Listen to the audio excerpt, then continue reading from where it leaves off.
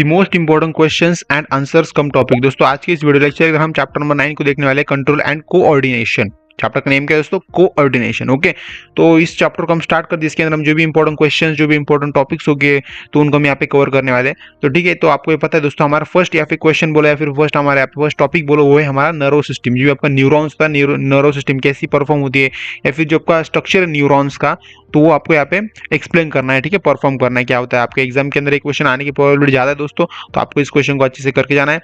तो neurons is a structural and function unit होता है। क्या होता है? स्ट्रक्चरल एंड फंक्शन यूनिट होता है okay of the nerve system. It is responsible for transmitting electrical and chemical signals through out the body. आपके body के अंदर जो भी इलेक्ट्रिकल और केमिकल सिग्नल जो जाते हैं ना, तो उनके लिए रिस्पॉन्सिबल कौन होता है? आपका न्यूरॉन्स ही होता है। ठीक है, न्यूरॉन्स इट मीन आपका नर्व सिस्टम हम कह सकते हैं। ठीक है, इसके अंदर क्या क्या स्ट्रक्चर होता है आपके न्यूरॉन्स के अंदर? तो सेल बॉडी आती है, स्टोमा बोलते हैं हमसे, ओके, डेंड्रॉन्स बोलते हैं, डेंड्रॉन्स दोस्तों इसे बोलते हैं हम, डेंड्रॉन्स। ये आपको दिख रहा है यहाँ पे, मतलब वैसे दोस्तों मुझे आपको बताने की जरूरत नहीं, क्योंकि आपको ये पता होगा। सिर्फ हम यहाँ पे क्या करें, रिवीजन करें, और ये जो भी हमारा हम क्या करें यहाँ पे, सिंपली जो भी किसी टॉपिक के अंदर जो भी इंपॉर्टेंट की पॉइंट जो होते हैं उनको हम यहाँ पे सिर्फ यहाँ पे देख रहे हैं। ठीक है, तो इसको अवॉइड करो थोड़ा सा। ठीक है, तो एक्सॉन क्या होता है? एक्सॉन का पे हमारा एक्सॉन यहाँ पे होता है। ठीक है, तो इसके बारे में आप यहाँ पे स्टडी कर लेना, एक मिनट लर्न का रीड कर लेना। तो आपका यहाँ पे मैं ऐसा सोच के चल रहा हूँ कि आपका स्टडी हो चुका है। सिर्फ आप यहाँ पे जो भी इंपॉर्टेंट कंसेप्ट और जो भी इंपॉर्टेंट टॉपिक्स उनको आप यहाँ पे थोड़ा सा ऊपर ऊपर से रिवाइज करने आए हो, जिसकी वजह से आप क्या होगा, जो भी आपने पढ़ा है तो वो आपको अच्छे से याद रह पाए। इसलिए दोस्तों आप क्या करने आए हो इस चैनल पे, इस वीडियो को देखने के लिए क्यों आए हो, वो आपको आपके जो भी कंसेप्ट उनको वो वहाँ पे शार्प होनी चाहिए। इट मीन्स आपने तो अपनी तलवार तो बना ली है, सिर्फ उसको शार्प करने के लिए आप यहाँ पे आ रहे हो, इस वीडियो पे आप यहाँ पे वॉच कर रहे हो। तो ऐसा मैं सोच के चल रहा हूँ। ठीक है, तो आपको मुझे तलवार बनाने की जरूरत नहीं पड़नी चाहिए। इट मीन्स आपको मुझे एक्सप्लेन करने की जरूरत नहीं पड़नी चाहिए। यहाँ पे सिर्फ आपको नजर घुमाते ही समझ में आना चाहिए न्यूरॉन्स के अंदर क्या क्या होता है, और उसके अंदर मेन कोर कंसेप्ट क्या है, सब कुछ आपको समझ में आ जाने चाहिए। ठीक है, तो ठीक है, इसके ऊपर टाइम वेस्ट नहीं करते। एक्सॉन क्या होता है, एक्सॉन टर्मिनल क्या होता है, वो सब कुछ आप यहाँ पे देख लें। इसके फंक्शंस क्या होते हैं, रिसीविंग सिग्नल फ्रॉम एनवायरमेंट्स और अदर न्यूरॉन्स। ठीक है, प्रोसेस एंड इंटीग्रेटेड इंफॉर्मेशन। ठीक है, transmit signals to other neurons and muscles और गोल्स जो भी होते हैं ना। ठीक है, तो आपको ग्लैंड्स और यहाँ पे, ठीक है, ये सब आपको यहाँ पे पता चल रहा होगा। ठीक है, सेकंड हमारा इंपॉर्टेंट टॉपिक यहाँ पे आता है, वो हमारा सिनॉप्टिक। ओके, सिनॉप्टिक ट्रांसमिशन क्या होता है? सिनॉप्टिक इट मींस क्या होता है हमारा, मैं आपको यहाँ पे एक्सप्लेन कर देता हूँ, मतलब एक लाइन के through. Synaptic transmission is the process of transferring a nerve impulse from one neuron to another access to synapse. मतलब एक न्यूरॉन से दूसरे न्यूरॉन तक जो भी हम क्या करते हैं, ट्रांसफरिंग करते हैं, ट्रांसफर क्या करते हैं। Okay, synaptic transmission in the process of transmitting the nerve impulses. जो भी नर्व इम्पल्सेस होते हैं ना, उनको हम क्या करते हैं, ट्रांसफर करते हैं from one neuron to another neuron across synapses. Okay, जो भी आपका सिनॉप्सिस, इसके थ्रू हम क्या करते हैं, one neuron to another neuron, one neuron to another neuron क्या कहते हैं, जो भी हमारा इंफॉर्मेशन उसको हम ट्रांसफर करते हैं। ठीक है, समझ में आ रहा है आपको यहाँ पे? That is synaptic transmission. मतलब सिनॉप्टिक ट्रांसमिशन यहाँ पे क्या रोल होता है, आपको यहाँ पे समझ में आ गया होगा। इसके स्टेप्स होते हैं, arrival of action potential. Okay, second number opening of calcium channel. ठीक है, रिलीजेस ऑफ न्यूट्रो ट्रांसमीटर्स। ठीक है, तो ये सब कुछ यहाँ पे रीड कर लेना आपके टेक्स्ट बुक के थ्रू। जो भी आपके डायरी से जो भी आपने नोट्स निकाले हैं, वहाँ से आप इसको एक बार अच्छे से कंसेप्ट क्लियर करके लेना। ठीक है, यहाँ पे सेकंड हमारा पॉइंट है यहाँ पे। Okay, binding two receptor. Receptor क्या होता है, बाइंडिंग क्या होता है, ये आपको यहाँ पे देख लेना। Generation of action potential in photosynthetic neurons. ठीक है, आई थिंक यहाँ पे फॉस्फो पोस्ट सिंथेटिक न्यूरॉन। दोस्तों यहाँ पे पोस्ट सिनेप्टिक न्यूरॉन। दोस्तों यहाँ पे क्या है, पोस्ट सिनेप्टिक न्यूरॉन। ठीक है, सेकंड न्यूरोट्रांसमीटर्स डाइजेशन डिग्रेडेशन, और उसे हम बोलते हैं रुपेक्टा बोलते हैं, रुपेक्टेक बोलते हैं। क्या बोलते हैं, रुपेक्टेक। ठीक है, तो एक बार अच्छे से इनको भी कॉन्सेप्ट क्लियर करके लेना। दोस्तों इंपॉर्टेंट चैप्टर दोस्तों आपके बायोलॉजी बोर्ड एग्जाम के अंदर दोस्तों आपको चैप्टर नंबर 1 2 3 4, ओके, ये 4 चैप्टर हो गए। और आपका chapter number 8 respiration and circulation. Okay, second आपका chapter number 9 control and coordination, और आपका 10 chapter number 10 human health and disease. दोस्तों ये जो चैप्टर है, इनके ऊपर आपको ज्यादा क्वेश्चन आपके एग्जाम के अंदर आने की पॉसिबिलिटी होती है। और क्योंकि ये जो मैंने आपको बोला 4 5 6 7, ये जो 7 चैप्टर है, ये 7 चैप्टर के ऊपर ही आपका पूरा बायोलॉजी, हम कहते हैं ना, जो भी इंपॉर्टेंट कंसेप्ट है, फिर जो भी कोर बायोलॉजी हम कह सकते हैं, तो वो इसी के अंदर है। तो आपको इन चैप्टर को अच्छे से करके जाना है, क्योंकि इसके ऊपर ज्यादा से ज्यादा क्वेश्चन आपको हर साल एग्जाम के अंदर आते रहते हैं, आइदर वो एमसीक्यू के अंदर या फिर वो लॉन्ग आंसर के अंदर, शॉर्ट आंसर के अंदर। तो ज्यादातर इनको अच्छे से करके जाना। आपका जो भी हम कहते हैं ना, हाँ, आप लोग आपका जो भी एवरेज जो भी मार्क्स होता है ना, इट मीन आपका 70 मार्क्स एग्जाम होगा ना, आई थिंक 70 80 मार्क्स एग्जाम होता है आपका। तो इसके अंदर आपको क्या होता है, जो भी आपके 35 to 40 मार्क्स होते हैं ये इन्हीं चैप्टर के ऊपर ज़्यादातर आपके क्वेश्चन होते हैं। ओके 40 मार्क्स तक, 40-45 मार्क्स तक। तो बाकी के जो भी मार्क्स बचे उसके अंदर क्या होता है, हम आपको जो भी बाकी जो सिलेबस है वो वहाँ पे कवर होता है। तो याद रखना दोस्तों, इंपॉर्टेंट क्वेश्चन है। आपके CNS क्या होता है और हमारा सेकंड का PNS क्या होता है, सेंट्रल नर्वस सिस्टम और पेरिफेरल नर्वस सिस्टम क्या होता है, आपको यहाँ पे एक्सप्लेन करना है। ओके इसकी क्या है, ब्रेन एंड स्पाइनल कॉर्ड के अंदर होती है सेंट्रल नर्वस सिस्टम। देखिए पेरिफेरल क्या होती है, cranial nerves, spinal nerve and ganglia यहाँ पे होती है। प्रोसेस एंड इंटरप्रेट्स इंफॉर्मेशन, ये कहते हैं प्रोसेस करता है, इंटरप्रेट करता है इंफॉर्मेशन को। ठीक है, carry signals between the CNS and body. Okay मतलब सिग्नल को कैरी करने का काम कौन करता है, PNS करता है, पेरिफेरल नर्वस सिस्टम करती है। इनवॉलंटरी एंड वॉलंटरी एक्शन, इसके अंदर इनवॉलंटरी और वॉलंटरी एक्शंस होती है।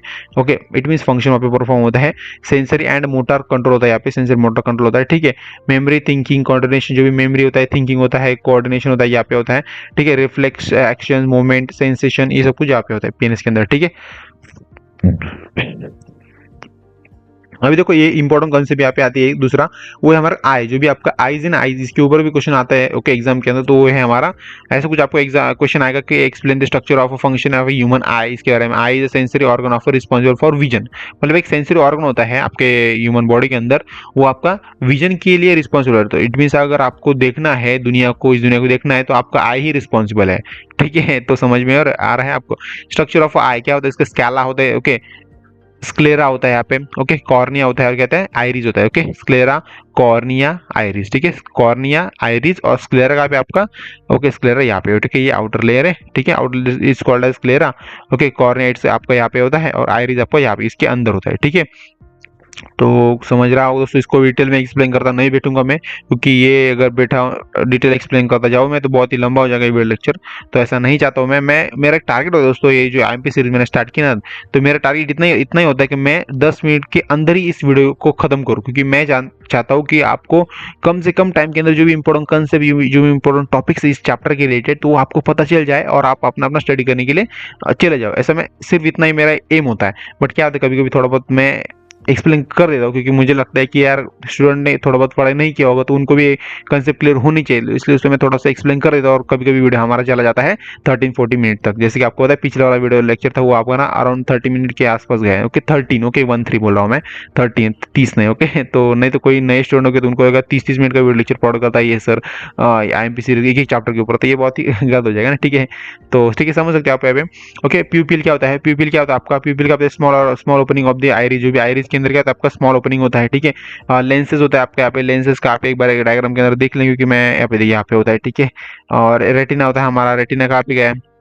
तो रेटिना यहाँ पे होता है। ओके ऑप्टिकल नर्व को आपके ऑप्टिकल नर्व यहाँ पे होती है। तो ये एक बार इनको भी अच्छे से, इन फंक्शन को भी इनके अच्छे से रीड कर लेना, इंपॉर्टेंट है वैसे। Okay explain the role of autonomic nerve system, that is ANS, and difference between its division. Okay autonomic nerve system क्या होता है उसके डिफरेंस बिटवीन आपको यहाँ पे बताना है। ओके तो एक बार अच्छे से रीड कर लेना इसको भी। और ठीक है, autonomic nerve system is a control involuntary functions like heart beat, ये क्या कंट्रोल करता है, हार्ट बीट कंट्रोल कर सकता है, डाइजेशन कंट्रोल कर सकता है, एंड जो भी आपको ब्रीदिंग पैटर्न है ना, आपका ब्रीदिंग होता है उसको भी कंट्रोल कर सकता है। ठीक है, दैट इज ANS का ये बहुत ही इंपॉर्टेंट रोल होता है। PNS के अंदर क्या होता है, जो भी सिग्नल को कैरी करने का काम करता है PNS करता है। ओके CNS क्या करता है, वो एक सेंट्रल नर्व सिस्टम होता है। ठीक है, जैसे आपका नर्व, आपके जो भी नर्व सिस्टम होगा, आपका स्पाइनल कॉर्ड होगा या फिर आपका सेंट्रल नर्व सिस्टम जो आपके ब्रेन के अंदर होता है ना, तो वो वहाँ पे क्या होता है, उनका हेड ऑफिस होता है सिंपली। ठीक है, और पेरिफेरल क्या करता है, वो सिग्नल को ट्रांसफर करने का काम करता है। ठीक है, ANS क्या करता है, आपका जो भी हार्ट बीट, डाइजेशन, जो भी ब्रीदिंग होता है ना, ये सब कुछ इसके हाथ में होता है, मतलब इसके कंट्रोल होता है। ठीक है, याद रखना। सो ये तीन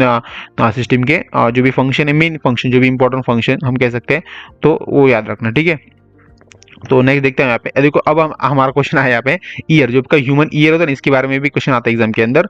ठीक है, तो ये जो ह्यूमन ईयर हुआ, जो आपका ह्यूमन आई हुआ, तो ये जो क्वेश्चन, ऐसे क्वेश्चन जो ना, ऐसे क्वेश्चन आपको दोस्तों ऑप्शन के अंदर आ सकते हैं। ओके ऑप्शन के अंदर, ठीक है याद रखना, इंपॉर्टेंट बात है, ऑप्शन के अंदर क्वेश्चन आ सकते हैं। इट मीन समझो आपको क्वेश्चन नंबर 5A के अंदर ह्यूमन ईयर के बारे में पूछा, और क्वेश्चन नंबर 4A के अंदर आपको ह्यूमन क्या बोलते हैं उसे, क्या ईयर के बारे में पूछा, या फिर ह्यूमन आई के बारे में पूछा, तो ये ऑप्शन के लिए क्वेश्चन आ सकते हैं। ठीक है, याद रखना दोस्तों, तो अच्छे से करके जाना, सिर्फ इतना ही मैं कहना चाह रहा हूँ आपसे, ज्यादा कुछ नहीं बोल रहा हूँ। ठीक है, व्हाट इज रिफ्लेक्स एक्शन क्या होता है, एक्सप्लेन देखते हैं। रिफ्लेक्स एक्शन क्या होता है, एक बार अच्छे से यहाँ पे रीड कर लेना।